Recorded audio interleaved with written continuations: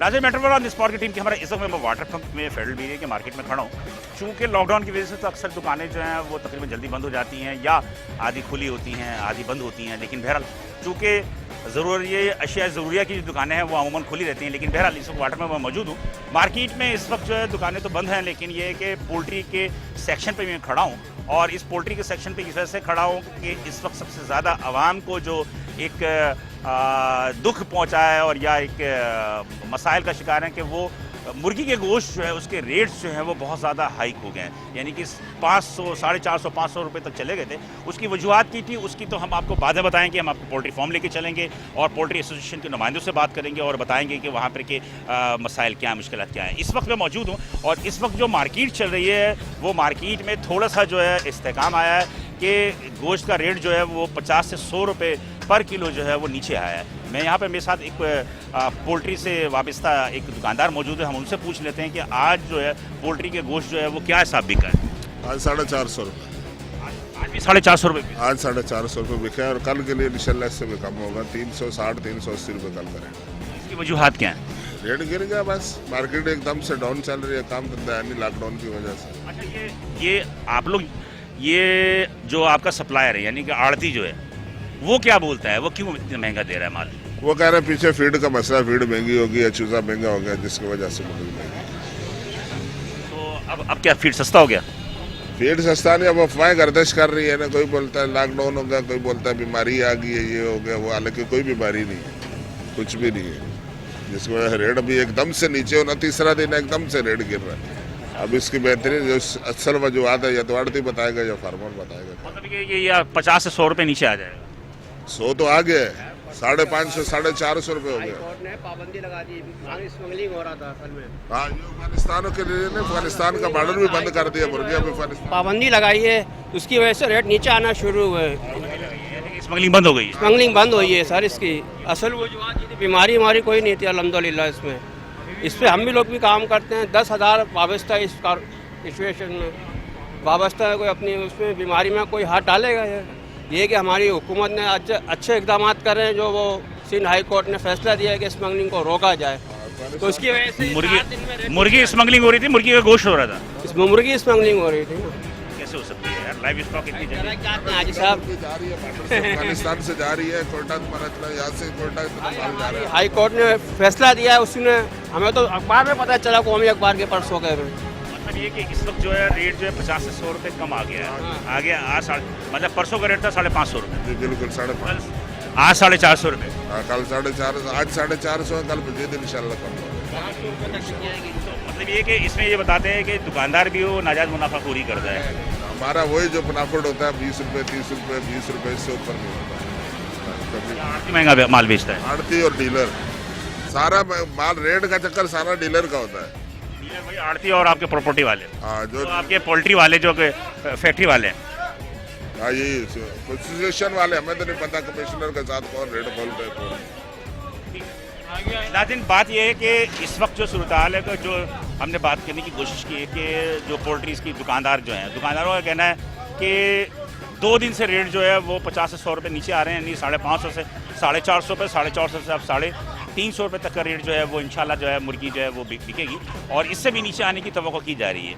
वजूहत क्या है ये तो बहरहाल आड़ती या पोल्ट्री एसोसिएशन से वाबस्ता लोग जो हैं वही बता सकते हैं। तो हम मज़ीद आगे चल के देखेंगे और मालूम करेंगे कि पोल्ट्री एसोसिएशन चलेंगे और पोल्ट्री फार्म पर हम जाकर देखेंगे कि वहाँ की सूरत हाल क्या है और पोल्ट्री एसोसिएशन के उहदेदारान से मूल लिखेंगे कि मुस्तकबिल में मज़ीद क्या सूरत हाल होगी।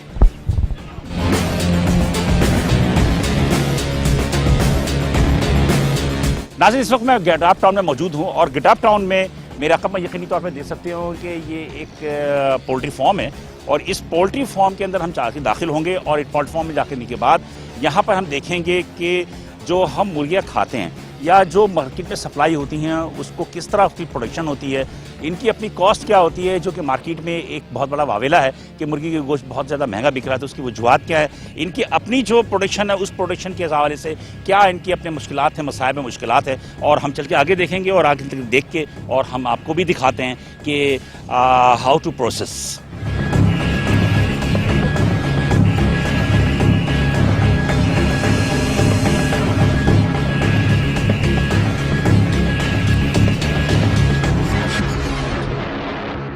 नाज़रीन, इस पोल्ट्री फार्म में हम जब दाखिल हुए हैं तो इसकी रिक्वायरमेंट्स भी यकीनी तौर पर आपको जो नज़र आ रही होंगी वो बड़े ही डिफरेंट है रिक्वायरमेंट है कि आपको मैंने जब इंट्रो दिया था तो उस वक्त मैंने पैंट शर्ट पहनी हुई थी और अभी आप ये देखें कि बाकायदा तौर पे मैंने एक टी शर्ट और एक ट्राउज़र पहना हुआ है और मेरे कैमरामैन जो है एक को मैं दिखाऊंगा, दूसरे कैमरामैन ने भी जो है तमाम की तमाम चीज़ें जो है वो उन्होंने भी सारे कपड़े उतार के ट्राउज़र पहने हुए, इसी तरह उन्होंने भी पहना हुआ जो कैमरामैन से। हमने नहाया, नहाने के बाद शावर लेने के बाद जो ये कपड़े प्रोवाइड किए गए हैं ओनर्स की तरफ से कि जनाब के ये मेडिकेटेड कपड़े हैं और इन्हीं कपड़ों के साथ हम पोल्ट्री फार्म के अंदर शेड पे चलेंगे। तो मैं आपको ये दिखाना चाह रहा था कि जो लाइव स्टॉक है, लाइव स्टॉक में ख़ास तौर पे जो चिकन का जो पोल्ट्री का जो सेक्शन होता है ये इतना हाइजीनिक होता है कि इसके लिए इसमें दाखिल होने के लिए यकीनी तौर पर बहुत सारे जो है मराहिल होते हैं। उसमें से एक मरहल तो ये था कि पानी में से जब हम अंदर दाखिल हुए थे तो उसमें से जूते जो है पानी में से लेते हुए आए थे। अब हम आगे चलेंगे तो मैं आपको मज़ीद प्रोसेस दिखाऊंगा क्या और क्या क्या प्रोसेस है और किस तरह हम जो है अंदर दाखिल होंगे और ये इस स्पेशल ड्रेस के साथ जाएंगे और यहाँ पर चल के देखेंगे कि जो पोल्ट्री की जो प्रोडक्ट है उसकी जो आज़ाइश नस्ल होती है उसके तरीक़ेकार क्या होता है। हम चल रहे हैं शेड की तरफ चलते हैं और मेरे साथ सलमान मुनीर साहब जो कि इस शेड के जो है ओनर भी हैं और काफ़ी ज़्यादा एक्सपीरियंस्ड जो पोल्ट्री की सनत से वाबस्ता अफराद है। तो मैं इनसे चलते चलते कुछ गुफ्तगू भी करना चाहूँगा। अच्छा, मैं पूछना चाहता था कि शहर में भी क्यों नहीं कायम किए, सुनसान इलाकों में कायम किए जाते हैं? देखिए, लाइफ स्टॉक है, हम इसको शहर से बाहर आके करते हैं एक सिक्लूडेड से एनवायरनमेंट के अंदर जहाँ पर किसी किस्म का कोई ऐसी चीज़, कोई बीमारी जो कि एनिमल्स की होती है या कोई और ऐसी चीज़ को अफेक्ट ना कर सके। तो हम यहाँ पर काम करते हैं बेहतर परफॉर्मेंस के लिए, आबादी से दूर, तो यहाँ पर किसी किस्म की डिस्टर्बेंस जो है वो ना हो और परफॉर्मेंस बेहतर हो सके। अच्छा, ये जो गडाप टाउन है इसमें तकरीबन कितने होंगे पोल्ट्री फार्म तकरीबन आपके हिसाब से, जो कितनी प्रोडक्शन होती होगी, कितनी खपत मतलब कि कराची शहर की पूरी करते हैं, यहीं से होती है या इंटरसिंध से आती है? देखिए, जो पोल्ट्री की सनत तो पूरे फैली हुई है, सिंध में इंटीरियर तक पूरे इलाके में फैली हुई है। उसका एक छोटा सा पोर्शन गडाप में होगा, बाकी फिर हम यहाँ से आगे चले जाते हैं तो यहाँ से लेके हुए हैदराबाद से आगे मीरपुर ख़ास तक, फिर बदीन की साइड पे और फिर इसी तरह आप हब के बलूचिस्तान के कुछ जो सिंध के करीब के इलाके लगते हैं उन सब एरिया में स्प्रेड हुई है। हमारे पास यहाँ पर गडाप में दो किस्म की फार्मिंग हो रही है। एक जो हमारे कंट्रोल हाउसेज़ हैं, ज़्यादातर तो अब यही बन रहे हैं जिसमें आप अभी मौजूद भी हैं, जिसके अंदर इन्वायरमेंटली कंट्रोल हाउसेज़ होते हैं और हर चीज़ जो है एक कंट्रोल के तहत ऑटोमेटिकली बर्ड को प्रोवाइड की जा रही होती है। कंट्रोल हाउसेस मीन क्या है, इसमें क्या क्या चीज़ होती है? देखिए, ये होता है बेसिकली, इसकी डेफिनेशन होती है एनवायरमेंटली कंट्रोल्ड हाउस। उसमें जो अंदर का माहौल होता है जिसमें टेम्परेचर, ह्यूमिडिटी, ये चीज़ें कंट्रोल्ड होती हैं। मतलब बर्ड को उसकी एज के, उम्र के लिहाज से हमें अलग अलग एक टेम्परेचर, ह्यूमिडिटी, फीड, पानी एक ख़ास मिकदार में देना होता है। तो कंट्रोल हाउस के अंदर वो सब चीज़ें बर्ड को प्रोवाइड की जाती हैं। उससे उसकी परफॉर्मेंस बेहतर होती है।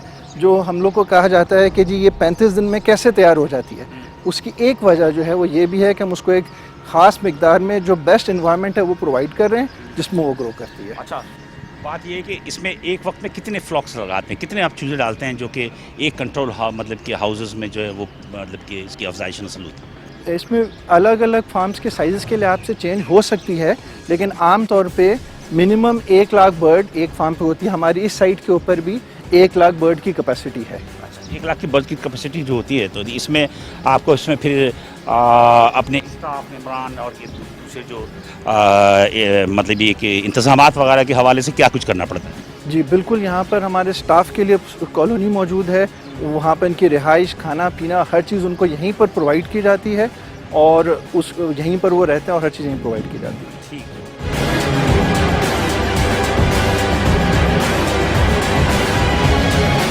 नाज़रीन, हम दाखिल हो गए हैं अब इस एरिया में। यहाँ पर हमें चप्पल तब्दील करनी है। हाँ, यहाँ पर हमने यहाँ पे हम चप्पल तब्दील करेंगे और ये चप्पल तब्दील करके फिर अंदर जाएंगे। ये कंट्रोल हाउस के एक शेड है और इस शेड में आप देख रहे होंगे कि इसमें अभी क्या हो रहा है। अभी सन्नाटा जी, अभी यहाँ पर 2 दिन का चूज़ा है तो हमने उसको एक लिमिटेड स्पेस दी हुई है जैसे जैसे ये जो है बड़ा होता रहेगा, ये पूरे शेड में फैलता जाएगा और उसके हिसाब से इसकी ग़ज़ाइयात, इसकी फीड की रिक्वायरमेंट, इसकी पानी की रिक्वायरमेंट बढ़ती रहेंगी। अच्छा, ये जो चूजे आते हैं तो अभी ये जो छोटे छोटे ये क्या है? ये फीड पैन्स हैं, इनके अंदर ऑटोमेटिकली पीछे साइलो से फीड आती है और बर्ड को प्रोवाइड की जाती है। पानी की लाइनें हैं, इनके अंदर पानी आता रहता है, इसमें ह्यूमन कोई भी इन्वॉल्वमेंट नहीं है। बाहर से फीड डाली जाती है जो लाइनों के जरिए ऑटोमेटिकली बर्ड को यहाँ पर मिलती रहती है एज पर रिक्वायरमेंट। अभी इसमें फ्लॉक डाला नहीं है? इसमें बर्ड चूज़ा डला हुआ है, छोटा है, 2 दिन का है अभी। ये जैसे जैसे बर्ड बड़ी होगी इसको जगह हम देते रहेंगे, चूज़ा इधर आ जाएगा। अच्छा, बड़े होने के बाद इधर आ जाएगा। जी जी जी जी, हम इसको स्पेस देते रहेंगे, ये आगे जाता रहेगा।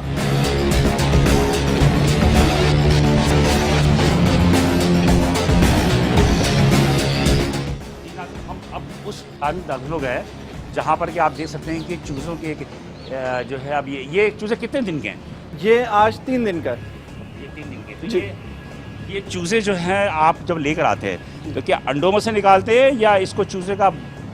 देखिए, इसमें ब्रीडर बर्ड होती है, वो एग लेइंग एग जो है वो प्रोवाइड करती है। वो एग जो है वो हैचरी में लगता है। 21 दिन का प्रोसेस है हैचरी के अंदर। 21 दिन के बाद उसमें से चूज़ा हैच होता है और वहाँ से फिर बंद कंट्रोल्ड गाड़ियों के अंदर फार्म पे सप्लाई किया जाता है। अच्छा, तो वो चूज़े जो होते हैं कितने दिन के होते हैं? हैच एक दिन, जिस दिन हैच होता है उस दिन आ जाता है। आ जाता है। हाँ, 21 दिन हैचिंग में लगते हैं। एक दफ़ा जब हैच हो जाता है तो फिर वहाँ से उसी दिन फार्म पे आ जाता है। अब ये आके नहीं के बाद यहाँ पर आप इसे मतलब ये कि फिर उसके जो भी फीडिंग वगैरह जो भी है वो दे दें। अभी यहाँ पर आने के बाद जो है ये बर्ड को हमने खोल दिया है, इसको लाइनों में पानी और हर चीज़ मिल रही है। टेम्परेचर जो इसका कंट्रोल्ड होता है, विद एज ये टेम्परेचर वेरी करता रहता है। जैसे जिस दिन जब चूज़ा आता है, डे ओल्ड चिक हम उसको कहते हैं, 1 दिन का जो चूज़ा होता है उसको 32 डिग्री 32 डिग्री टेम्परेचर देना होता है। जैसे जैसे ये बर्ड बड़ी होती रहती है, हमारे पास जो है वो कूलिंग पैड्स लगे हुए हैं, फैंस लगे हुए हैं, उसके हम कंट्रोल करके इसका टेम्परेचर इसकी रिक्वायरमेंट के मुताबिक चेंज करते रहते हैं। मकसद ये है कि जब बर्ड तैरने वाला होता है 35 दिन के बाद, उस वक्त तकरीबन इसको 24 से 25 डिग्री तक इसका टेम्परेचर हम कर देते हैं, जो कि आज जो है वो 31 से 32 डिग्री है। हम अंदर खड़े हमें काफ़ी गर्मी महसूस हो रही है, तो ये गर्मी जो है ये टेम्परेचर इनके लिए सेट इनके लिए किया हुआ है, क्योंकि इसको अगर हम लो टेम्परेचर देंगे तो ये बीमार हो सकता है, कोई प्रॉब्लम आ सकती है, जो भी है। इसकी रिक्वायरमेंट है 32 डिग्रीज़ की, 31 से 32 के दरमियान। जी, इसलिए पसीने वगैरह आ रहे हैं उस। देखो प्रॉब्लम नहीं, मतलब अब इसमें अभी कितने चीज़ होंगी? इसके अंदर हमने 30,000 बर्ड डाला है, एक शेड में 30,000। मोटिलिटी वगैरह भी है? नहीं, ये चूज़े बैठे हुए हैं, उठाओ उनको, ये चूज़े बैठे हुए हैं, वो फीड वीड खा के बैठ जाता है चूज़ा। वो जब इतना चूज़ा होता है तो एक आध बीच में वो एक नेचुरल प्रोसेस है कि 30,000 चूज़े में रोज़ाना की 8-10 मोर्टेलिटी होती है। जो वीक चूज़ा है, जो पीछे से कमज़ोर आया चूज़ा, वो उसमें हो जाती है। तो मतलब मोटिलिटी की तादाद अभी रेशो क्या है? हम लोग के नॉर्मली जो फ्लॉक्स होते हैं वो 2%, 2-2.5% पूरी फ्लॉक निकाल 2-2.5% मोर्टेलिटी में, जो कि वो जो वीक चूज़ा होता है, जो किसी वजह से जिसमें वो ताकत नहीं होती है, वो फिर शुरू में ही चंद दिनों में उसकी मतलब ये कि 2% जो आपने इसको रखा हुआ है कि मोर्टेलिटी यानी कि अमवात होंगी इसके। जी जी जी, एवरेज या आपका इतना बड़ा भी ये दायरा है, ये पोल्ट्री मतलब के जो यूनिट है, आपने अपनी कोई लेबॉर्ट्री कोई सेंटर बनाया है यहाँ पर कि कोई बीमारी आ जाए तो आप खुद भी कर सकें? हमारे पास डॉक्टर्स होते हैं जो कि रेगुलरली इसको विजिट कर रहे होते हैं और अवेलेबल होते हैं, और वो डेली बेसिस के ऊपर बर्ड को मॉनिटर कर रहे होते हैं और उसकी जो भी रिक्वायरमेंट है उसको फुलफिल कर रहे होते हैं। तो आपने डॉक्टर्स की तरफ की ना, वरना कोई बीमारी अगर आ जाती है तो उसको रिसर्च करने के लिए फिर आप कहाँ जाना पड़ता है? नहीं, हमारे पास नाज़रीन, इस प्रोग्राम को थोड़ा सा हम मज़ीद आगे बढ़ाते हैं, और जैसा कि मैंने आपको अंदर के शेड दिखाया है, और एक आम बंदों के लिए मैंने कि उनको नहीं पता कि how to process poultry association जो है, या पोल्ट्री की सनत जो किस तरह ग्रो करती है और किस तरह आपके घरों तक जो चिकन के गोश्त पहुंचता है वो कैसा होता है, वो एक प्रोसेस थी जो कि सलमान मुनीर साहब पाकिस्तान पोल्ट्री एसोसिएशन के साउथ रीजन के साबिक चेयरमैन भी रहे। तो मज़ीद हम थोड़ी सी गुफ्तगू और कर लेते हैं जो कि कंट्रोवर्सी है, आवाम के जहन में भी, आपके जहन में भी होगी और मेरे जहन में भी है। सलमान साहब, ये बता दीजिए कि इस वक्त आपने तमाम चीज़ें तो बता दी कि 2% इसमें मोर्टेलिटी होती है, एवरेज होती है 2% मोर्टेलिटी होती है। अब इस वक्त जो मार्केट के अंदर गोश्त के रेट इतने ज़्यादा हाइक पे पहुँचे हैं, उसकी क्या वजह है? देखिए, उसकी मेन वजह समझने के लिए 2 मिनट मैं आपसे लूँगा। हमारी प्रोडक्शन, ये सारा जो प्रोसेस है ये सप्लाई एंड डिमांड पे डिपेंड करता है। जैसे एक एग्रीकल्चर फार्मर जो है वो वेजिटेबल या किसी भी चीज़ की जो प्राइस है वो उसकी मर्ज़ी पे नहीं होती है, वो ग्रो करता है, जो प्राइस मिलती हो जाता है। इसी तरह इसकी प्राइस एक आदमी या एक कोई इदारा कंट्रोल नहीं कर सकता, ना करता है। ये ओपन मार्केट है, सप्लाई एंड डिमांड पे चलती है। हमारे पास 2018 के अंदर पाकिस्तान में 1.2 बिलियन बर्ड्स प्रोड्यूस हुए। 2019 में ये फिगर बढ़ के 1.8 बिलियन पे चला गया, जिसकी वजह से समझ लें ओवर प्रोडक्शन हुई, सप्लाई ज़्यादा हुई, डिमांड कम हुई, प्राइसेस गिर गई, फार्मर्स को लॉस हुआ और मोर देन 30% फार्म्स बंद हो गए। उसके बाद 2020 के शुरू के अंदर कोविड आ गया, उसकी वजह से मज़ीद नुकसानात हुए। और उसके अलावा दूसरी चीज़ हुई कि हमारी एयर स्पेस जो कि वर्ल्ड वाइड बंद हुई मुख्तलिफ़ कंट्रीज़ की, उसकी वजह से जो ग्रैंड पेरेंट फ्लॉक है, जीपी है, वो सप्लाई नहीं हुआ। वो सिर्फ पाकिस्तान में नहीं है, दुनिया में बहुत सारे मुल्कों में नहीं जा सका। उसकी वजह से पाकिस्तान में प्रोडक्शन कम हो गई, ठीक है। और 2020 में वो कम रही और अभी तक कम है। जो आपको मैंने बताया 2019 में 1.8 बिलियन बर्ड्स से, वो इस साल 2021 में वो प्रोजेक्टेड है 0.6 बिलियन, यानी कि 1/3 कम हो गया 2019 के लेवल से।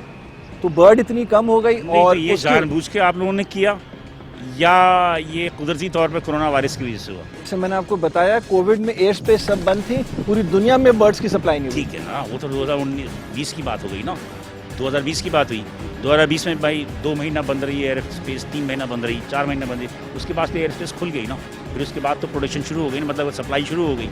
तो सप्लाई जब शुरू हुई तो अब जो तीसरी लहर आई है आपकी कोरोना की, ये तो मेरे ख्याल में ज़्यादा से ज़्यादा 2 से 3, ये रमज़ान से पहले की बात है, मतलब कि 2 से 3 महीना हुआ है इसको। लेकिन हमने ये देखा कि गुज़िश्ता 1 साल से गोश्त के जो मुर्गी के गोश्त के जो रेट्स हैं वो 300 से बढ़े 350, 400, अभी 450, 500 के करीब बिक रहे हैं। तो इसका मतलब ये हुआ कि इसमें जानबूझकर क्या पोल्ट्री की सनत ने अपने प्रॉफिट के लिए कंट्रोल किया है इसको, जिसकी वजह से ये गोश्त की कीमतें बढ़ी हैं, या डिमांड और सप्लाई में फ़र्क आया? देखिए, जो आपको मैंने बताया कि जब लास्ट एयर स्पेस बंद हुई, उसके बाद जब ये आना शुरू हुआ, इसका एक प्रोसेस है, एक साइकिल है। ये हम ये नहीं कर सकते कि आज हम बोलें कि प्रोडक्शन बढ़ा दो तो कल से 1 महीने से प्रोडक्शन बढ़ जाएगी, ऐसा नहीं है। ये पूरा साइकिल है, 1.25 साल से 1.5 साल का एक पूरा प्रोसेस होता है। जी, इसमें ग्रैंड पेरेंट जो जीपी बाहर से आता है, अभी आप कह रहे हैं 0.6 बिलियन, तो इसका मतलब ये है कि इसको 1 बिलियन तक पहुंचाने के लिए आपको क्या करना पड़ेगा, कितना अर्सा चाहिए? ये मैं समझता हूँ कि आइंदा चंद महीनों में ये प्रोडक्शन, ऑलरेडी जीपी आ गया है, वो प्रोडक्शन में लगा हुआ है, और जब तक वो ब्रॉयलर तक आने में उसमें टाइम लगेगा। बाय एंड मतलब आने वाले चंद महीनों में प्राइसेस बहुत बेहतर हो। तो मार्केट में जो गोश्त बिक रहे हैं इतना महंगा, इसमें क्या होलसेलर का किरदार है? देखिए, सप्लाई एंड डिमांड के अलावा कुछ हद तक आप कह सकते हैं होलसेलर रिटेलर भी अपनी थोड़ी सी मनमानी करते हैं। जो उनका एग्रीड जो उनका रेशियो है उससे ज़्यादा वो चार्ज कर लेते हैं। But again this is all supply and demand. मेरा कहना मतलब आप तो होलसेलर्स को देते हैं? जी, हम होलसेलर आड़ती होते हैं। जी, आड़ती होते हैं। आड़ती होते हैं, आपने आड़ती को दिया। अब आड़ती को जब देते हैं तो क्या आप लोग कैश पे देते हैं या क्रेडिट पे देते हैं? वेरियस होता है, कैश और क्रेडिट दोनों चलते हैं। इसी तरह वो रिटेलर को कैश वो 15 दिन के, 20 दिन के, तो उसकी रिकवरी जल्दी हो जाती है, वो उसको पेमेंट मिल जाती है, जो भी है कैश एंड क्रेडिट। हाँ, वो तो खैर बहरहाल जो भी है वो उनका भी क्रेडिट चलता है। मुझे बताएगा, आवाम ये पूछती है कि एक गरीबों की ग़िज़ा थी है, यानी कि दाल के बाद चिकन जो है वो गरीबों की ग़िज़ा थी कि उनमें ज़्यादातर पॉपुलर होता था, या इलीट क्लास में भी चिकन जो है वो बहुत ज़्यादा पसंद किया जाता है। इसके अलावा इसके भी मुख्तलिफ प्रोडक्ट्स भी बहुत बढ़ गई हैं, जिसमें कि ब्रोस्ट है, इसके बहुत सारे आइटम्स बनने लगे, चिकन की कंजम्पशन ज़्यादा हो गई। तो ये अचानक रेट बढ़ने, गवर्नमेंट जो है वो रेट देती है 200-250 रुपये किलो। तो वो रेट कैसे देती है, कि वो किससे पूछ के देती है? देखिए, गवर्नमेंट का मैकेनिज़्म तो हमें खुद समझ में नहीं आता। हम एज एन एसोसिएशन, हमारे यहाँ सिर्फ उनसे काम ये है कि हम जो मार्केट में रेट चलता है वो रेट हम उनको फॉर इंफॉर्मेशन ओनली प्रोवाइड कर देते हैं कि जी रात में मार्केट में ये रेट चला।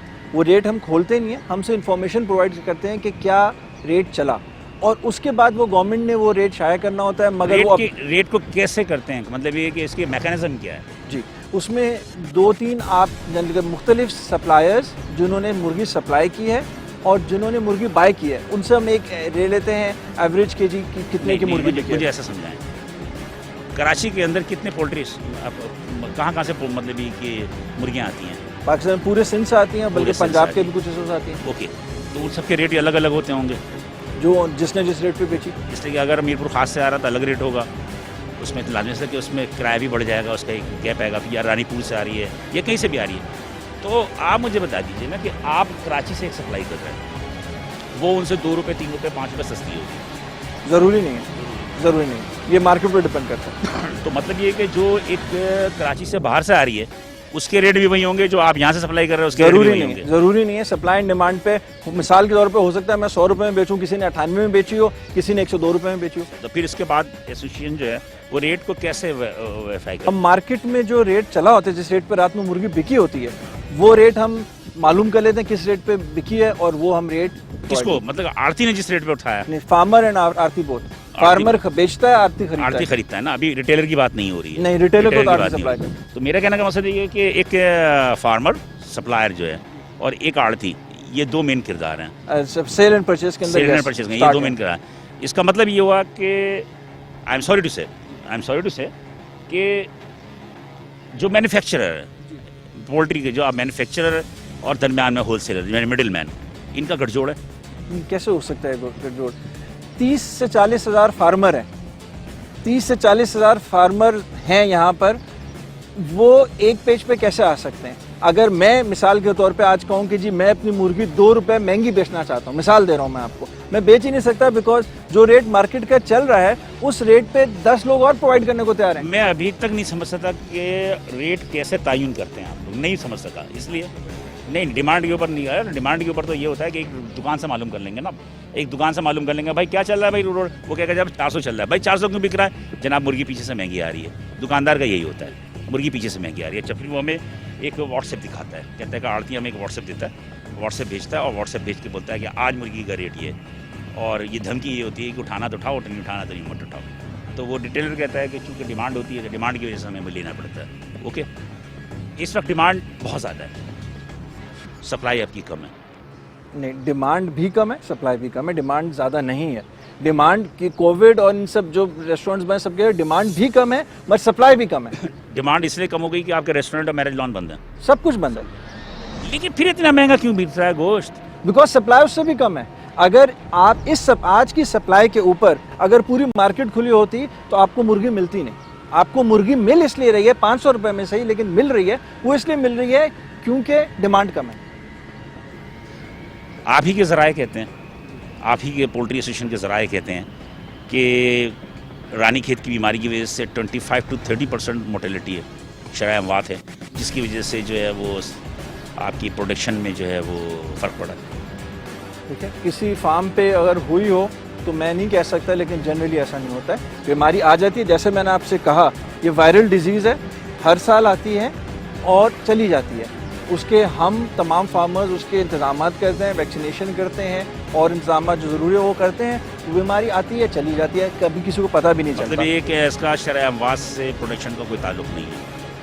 अगर शरह अमवात कहीं पर ज़्यादा होगी तो उससे होगा, लेकिन अभी नहीं। इस वक्त जो पोजीशन है, जैसे मैंने आपको बताया, पिछले सालों में आप पोल्ट्री एसोसिएशन के साउथ रीजन के चेयरमैन भी रहे ना जी, तो आपके पास कोई इतला तो होगी ना पोल्ट्री एसोसिएशन की कौन सी जगह पे कोई ये शरामवाद बढ़ी, आप लोगों के पास आपस में कम्युनिकेशन तो होती होगी ना? देखिए, पोल्ट्री एसोसिएशन जो है वो इस किस्म का कोई डेटा नहीं रखती है कि किसके पास क्या हो रहा है। जैसे मैंने आपसे कहा, किसी इंडिविजुअल फार्म पे बीमारी का अटैक ज़्यादा हो गया, वो बिल्कुल मुमकिन है। एसोसिएशन का मकसद क्या हुआ फिर?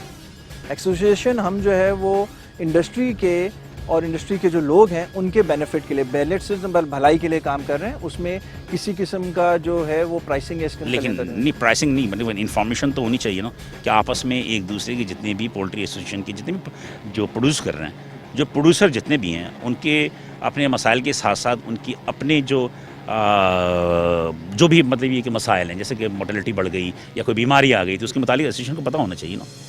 एज आई सेड, बीमारी आती है, हमें मालूम है, लेकिन जो आप ये कह रहे हैं कि 50% 25% 25 से 30%, ये आपके अपने ज़राए कह रहे हैं कि किसी इंडिविजुअल फार्म्स पे होगा तो होगा। ऐसा नहीं है कि जो पूरी इंडस्ट्री के अंदर सबके 25% का मोर्टली नहीं होगा, लेकिन आप समझते हैं कि कम से कम 25 से 30% जो है आपकी इंडस्ट्री में ये सूरत हाल है। कहीं पर हो सकती है। इसके अलावा ये बताया कि एक इल्ज़ाम भी आप लोगों पे लगता है कि जो मुर्गियाँ मर जाती हैं, आप वो मुर्गियाँ भी बेच देते हैं आड़तियों को, और आड़तियाँ वो होटलों में सप्लाई कर देते हैं। ऐसा हो नहीं सकता। हर फार्म के ऊपर हमारे पास उसको डिस्पोज ऑफ करने का, जो रूटीन की बर्ड है उसको डिस्पोज ऑफ करने का एक तरीकाकार मौजूद है, उसके ज़रिए उसको डिस्पोज ऑफ करते हैं। जैसे अभी एक चूज़ा मर गया हमारे सामने, उसको क्या करेंगे आप? उसका यहाँ पर हमारे पास उसका मोर्टेलिटी पिट मौजूद है, उसमें उसको डालेंगे और उसके बाद उसको दफना देंगे। तो मतलब ये कि ये जो अक्सर सिंध फूड अथॉरिटी ने छापे मारे, मरी हुई मुर्गी के गोश्त पर जमानत कर लिए, कुछ सप्लायर को पकड़ लिया, तो ये किसी एक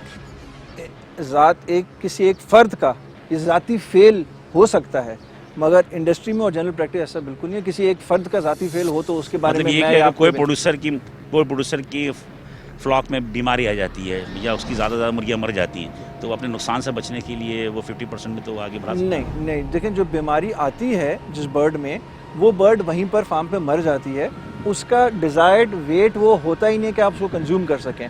मुर्गी मार्केट में जाती है कम से कम 2 किलो की। अब अगर किसी बर्ड में बीमारी आ गई है, वो तो छोटी सी बर्ड मर जाती है, आप उसमें से कोई ऐसा मीट या कोई कंज्यूमेबल आइटम उसमें से नहीं निकलता। उसको डिस्पोज ऑफ कर देते हैं, बाकायदा पिट्स होते हैं जिनमें डालकर वो सारे जितने भी बर्ड्स की मोर्टेलिटी है उनको वहाँ ये तो बोलने की बात है ना, ये तो ऑन कैमरा ये साहब आपको दिखा देता हूँ। हाँ, नहीं, आपकी बात नहीं कर रहा मैं एक जनरल बात कर रहा हूँ। और ये सिंध फूड अथॉरिटी ने बहुत सारी जगह छापे मारे और उन्होंने मुख्तलिफ जगहों से पकड़े भी हैं। कुछ लोगों ने एक्सेप्ट भी किया कि हमने मरी हुई मुर्गियाँ जो हैं वो होटलों को सप्लाई की हैं। तो लाजमी सी बात है कि इसमें देखें, मैं आपकी बात नहीं कर रहा, जब जैसे कि आपको ये नहीं पता कि इतने सारे पोल्ट्री इंडस्ट्रीज़ में जो है कितनों के बाद बीमारियाँ आई हैं या बीमारियाँ कहाँ हुई हैं, आपके पास कोई डाटा नहीं है। तो ये भी डाटा आपके पास नहीं होगा ना, तो बहुत सारे लोग जो है वो मरी मुर्गियाँ जो है वो आड़तियों को सप्लाई कर देते होंगे। देखिए, ऐसा नहीं, जैसा मैंने कहा, ये किसी इंडिविजुअल आदमी का फेल हो सकता है। एज एन इंडस्ट्री जनरली ऐसा नहीं है। जहाँ तक आपने बात की कि जो बीमारी की आपने बात की, उसके अंदर भी मैंने आपसे कहा कि ऐसा नहीं है इंडस्ट्री के अंदर कि पूरी बीमारी आ गई और 50% मर गई। वो इन्फॉर्मेशन तो होती है। अगर किसी ने इन्फॉर्म किया किसी एक फार्म पे 25% मर गई है तो वो हो सकता है, लेकिन जनरली इंडस्ट्री के अंदर ऐसा नहीं है कि सबकी मुर्गी मर रही है, इतनी ज़्यादा वो हो। मैं चंद की बात कर रहा हूँ, ये चंदी की बात कर रहा हूँ कि अगर 25%, 40%, 50% मुर्गियाँ मर गई, किसी अपने नुकसान से बचने के लिए उसने आगे बढ़ा दिया।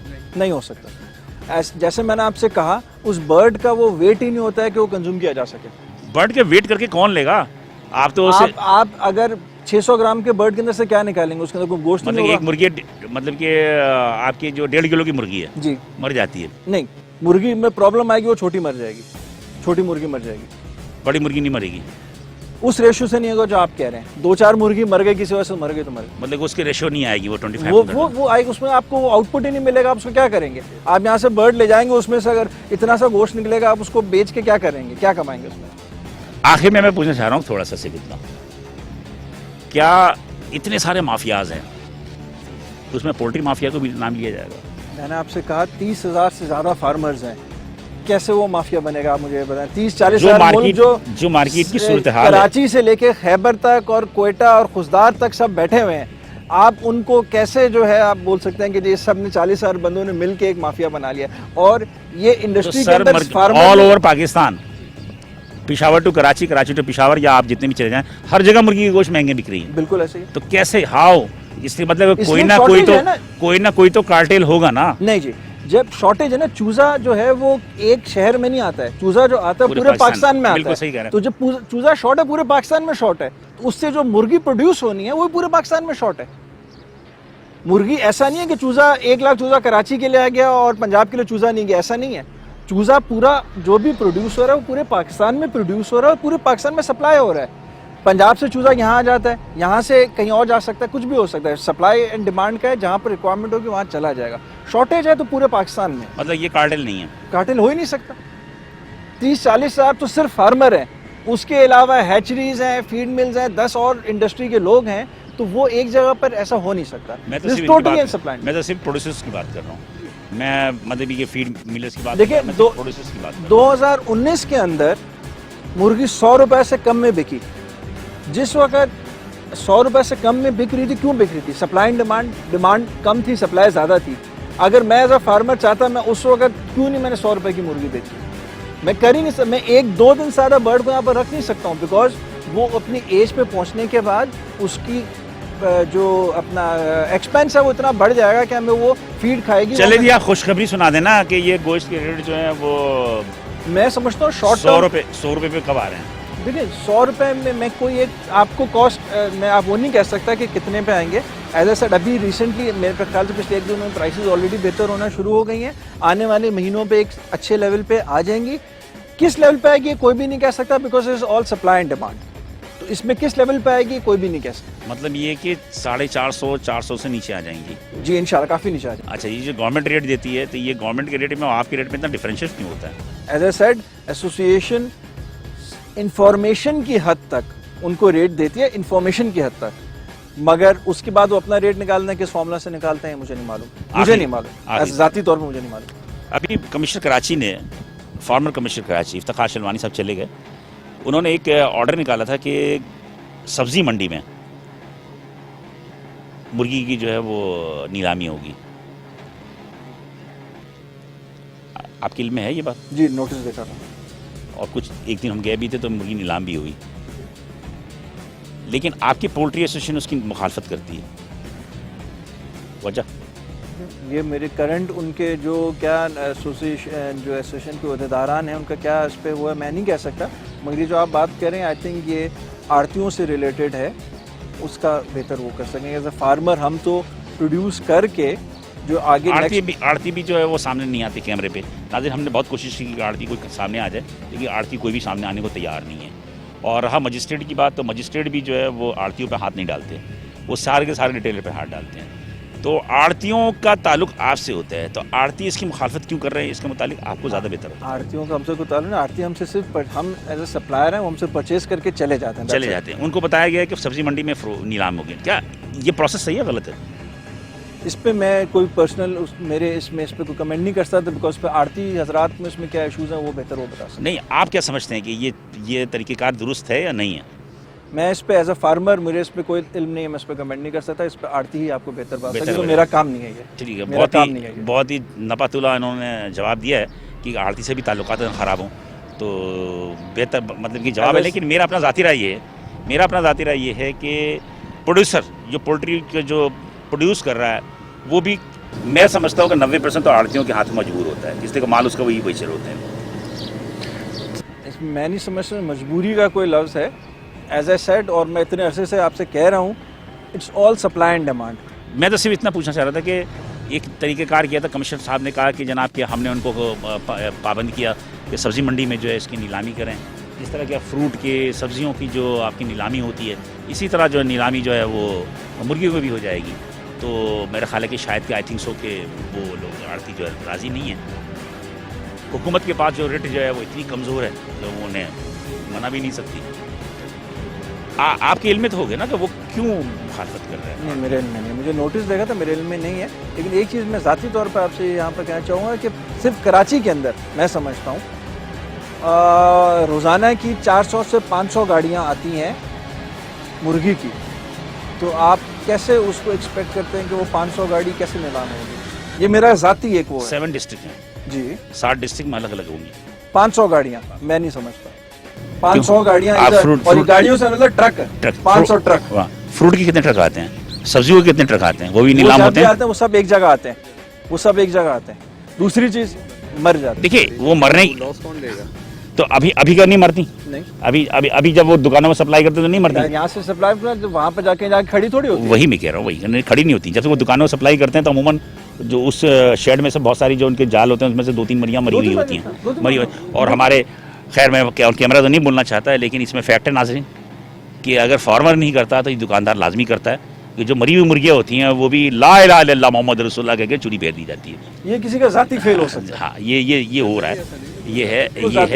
लेकिन बहरहाल सलाम अली साहब, मुझे सिर्फ इतना बता दीजिए आखिर में कि पोल्ट्री एसोसिएशन पाकिस्तान के अंदर बहुत ज़्यादा एक्टिव नहीं है, उसकी क्या वजूहत है? मैं इस पे तो नहीं कह, ये आपको क्या किस अभी इतना बड़ा मसला चल रहा है प्राइस हाइकिंग का, इसमें तकरीबन प्राइस हाइक जो मामला चल रहा है, इसमें लाजमी सी बात है कि एक बंदा जो है वो एक आम आदमी या गवर्नमेंट ऑफिशियल्स वो एसोसिएशन से ही रब्ता करते हैं कि वजह क्या है, पूछते हैं यही है ना, यही। लेकिन पोल्ट्री पाकिस्तान पोल्ट्री एसोसिएशन वाहिद एसोसिएशन मैंने देखी पाकिस्तान के अंदर जिसके पास ना कोई इन्फॉर्मेशन है, ना उसका कोई बंदा मिलता है, ना प्रॉपर तौर पर कोई इन्फॉर्मेशन देने को तैयार होता है। फिर एसोसिएशन का मकसद का फ़ायदा क्या? देखिए, मैं नहीं समझता आप किस लिहाज से कह रहे हैं कि इन्फॉर्मेशन कोई नहीं देता है या नहीं है हमारे पास। As a said, price supply and demand पे डिपेंडेंट है। 100%। उसमें कोई भी एसोसिएशन या 100%। कोई भी इंडिविजुअल या कोई भी कंपनी इसमें कोई रोल अदा कर ही नहीं सकती, ना करती है। ठीक है, ये सप्लाई एंड डिमांड पे जब मार्केट में शॉर्टेज होती है प्राइस ऊपर जाती है, जब मार्केट में एक्सेस होता है, मुर्गी हमने 70 रुपए की भी बेची है। इसमें अगर एसोसिएशन या कोई भी एक इदारा किसी किस्म का रोल अगर अदा करेगा तो वो कार्टेल कहलाएगा, जो कि नहीं है। चले जी, मान ली आपकी बात होगी। चले जी, मुझे सिर्फ इतना बता दीजिएगा, क्या आप भी आड़ती को महंगा दे रहे हैं इसलिए महंगा आड़ती जो है वो रिटेलर को महंगा दे रहा है? नहीं, हम जो मार्केट चलती है आड़ती मुझसे उसी से खरीदेगा। अगर मैं 1 रुपये चले बता दो महंगा ना, देने क्या उसकी है? कोशिश क्या? करूंगा अभी तो आप मुझसे लेगा ही नहीं। आपसे क्या हिसाब, क्या आड़तियों को क्या हिसाब से मिल रही है प्रोड्यूसर से? प्रोड्यूसर से मेरा ख्याल से कल का रेट जो है 280 था कल का रेट तो जिंदा मुर्गी का जी, और ये नीचे जा रहा है। अगर मैं इसको 282 में भी बेचने की कोशिश करूंगा मुझसे कोई लेगा अच्छा, नहीं, 280 क्योंकि 280 में उसको क्या और से मिल रही है। अच्छा, 280 के ये हो गए। अब वो रिटेलर आड़ती जो है वो दुकानदार को इसमें अपने प्रॉफिट ऐड करके वो आगे बढ़ा देता है। गवर्नमेंट का रेट है 172 रुपये, मेरे ख्याल में 170 रुपये जिंदा मुर्गी का। तो फिर गोश्त में इतना रेट क्यों इतना डिफरेंट हो जाता है? इसका एक रेशियो एक कोई 280 को अगर आप मल्टीप्लाई कर दें ना, जो उसका रेशो बनता है 1.7 से, तो उसका रेट बन जाता है। 280 से कितना बनता है? 280 से मल्टीप्लाई करना जरा 1.65। ये उसका फार्मूला है नाज़रीन। 1.65 से कन्वर्जन रेशो होता है, जो कि जो टोटल जो कॉस्ट होती है उससे 1.65 या किसी लोग बाज़ लोग 1.70 भी करते हैं। हाँ, 462 रुपये का गोश्त पड़ गया।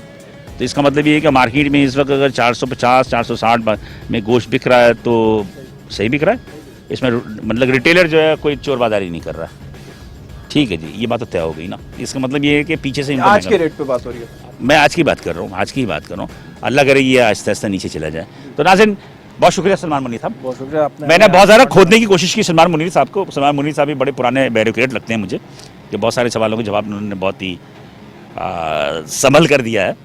और ये बात तो तय है नाज़रीन कि प्रोड्यूसर यानी कि जो प्रोड्यूस करता है, मैन्युफैक्चर करता है, या मिडिल मैन, होल सेलर, इनका एक राब्ता होता है, एक इनका राब्ता होता है। ये सिर्फ पोल्ट्री इंडस्ट्री की बात नहीं कर रहा, मैं ऑल ओवर जितने भी इंडस्ट्री है उन सब की बात कर रहा हूँ। जैसा कि सलमान मुनीर ने अभी रेट बताया, तो इस रेट के हवाले से कि 280 रुपये के जो रेट बताया कि उनको आड़ती को दिया जाता है, और 1.65 या बाज़ औक़ात 1.70 पे उसको मल्टीप्लाई करते हैं, तो अब उस हिसाब से अगर रेट भी बिक रहा है तो मैं समझता हूँ कि मुनासिब रेट भी मिल रहा है।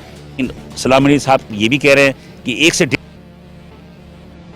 रेट आना शुरू हो गए और इंशाल्लाह 3-4 महीने में काफ़ी नीचे जो, लेकिन मेरा ख्याल है ये गर्मी जो तेज़ पड़ रही है इसकी वजह से कुछ मुश्किल लग रहा है मुझे 1-1.5 महीने में, इसलिए कि कुछ अमवात बढ़ जाती हैं तो वो फिर रेट नीचे आना मुश्किल हो जाता है। सप्लाई बेहतर हो जाएगी इंशाल्लाह। ये मेरा अपना सहाफ़ती तजुर्बा है कि गर्मी जब तेज़ पड़ती है तो आप कितना भी कोशिश करें लाइव स्टॉक में बड़ा मुश्किल हो जाता है। नाज़रीन, ये थी वो तमाम सूरत हाल जो कि आज हमने आपको दिखाने की कोशिश की कि ये मार्केट के अंदर जो मुर्गी के गोश्त के हवाले से एक बहुत ज़्यादा कंट्रोवर्सी चल रही है कि प्राइस जो बहुत हाइक हो रहा है, जो कि 450, 500, 550 रुपये किलो तक मुर्गी की गोश्त चला गया, तो इसकी वजूहात क्या थी? तो आज वजूहात हमने आपको बताई। यहाँ पर हम मौजूद थे गिटाप के ये और पाकिस्तान पोल्ट्री एसोसिएशन के साउथ रीजन के साबिक चेयरमैन थे सलमान मुनीर साहब। उनका ये फॉर्म है और उनसे जो बातें हुई उससे अंदाज़ा हो गया आपको कि आज का रेट जो खुला है वो 180 रुपये पर किलो। अब उसमें एक फार्मूला होता है कि 1.65 से उसको मल्टीप्लाई किया जाता है। तो हमने 280 रुपये का रेट आज निकला। 280 रुपये के रेट के बाद 1.65 के हिसाब से जब मल्टीप्लाई किया तो ये तकरीबन 460-462 रुपये पर किलो गोश्त मिल रहा है। तो मार्केट में अगर 470-475 रुपये किलो पे अगर गोश्त मिल रहा है तो यकीनी तौर पे ये ज़्यादती नहीं है, और मैं समझता हूँ कि दुकानदार जो है वो सही रेट पे गोश्त बेच रहा है। हम इसी फैक्ट्स एंड फाइंडिंग के लिए हम गिराप के इस फॉर्म पे आए और तमाम सूरत हाल जो भी आपको हमने स्क्रीन पे दिखाई। हम समझते हैं कि कुछ बातें हमारे अपने इल्म में इजाफा हुई और कुछ बातें आपके भी इल्म में इजाफा हुआ होगा। कैमरामैन टीम के साथ इजाज़त दीजिए। इंशाअल्लाह ताला हम आपको किसी और इशू पर अगले हफ्ते उसकी अवेयरनेस देंगे। उस वक्त के लिए अल्लाह हाफ़िज़।